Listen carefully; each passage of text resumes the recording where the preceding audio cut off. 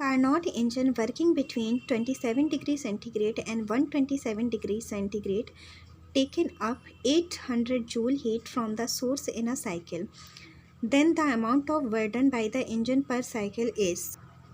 तो इसमें पूछा है कार्नॉट इंजन है वो 27 डिग्री सेंटीग्रेड और 127 डिग्री सेंटीग्रेड के टेम्परेचर के बीच वर्क कर रहा है और उस सोर्स से कितनी हीट लेता है 800 जूल हीट लेता है। तो पूछ रहा है कि 800 जूल लेने के बाद द अमाउंट ऑफ उसने कितना काम किया।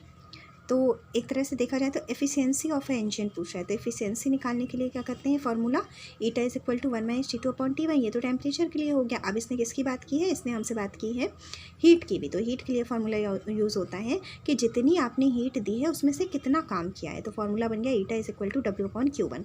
इन दोनों को लेकर सॉल्व कर लो। अब T1 का टेम्परेचर कितना था 127, क्योंकि भाई जिसका ज़्यादा टेम्परेचर होगा वो सोर्स होगा, जिसका कम होगा वो सिंक होगा। सोर्स से सिंक में एनर्जी का ट्रांसफ़र होगा तो टेम्परेचर का भी ट्रांसफ़र होगा।